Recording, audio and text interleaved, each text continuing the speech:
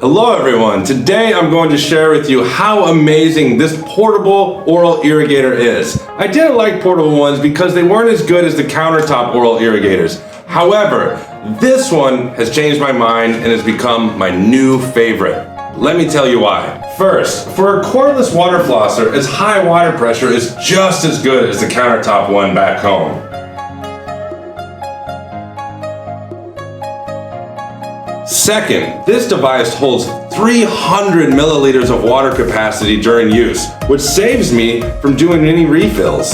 Third, it has an innovative design. There's a gravity ball on the suction end. It can also spray water when it's inverted and wash the inside of my teeth.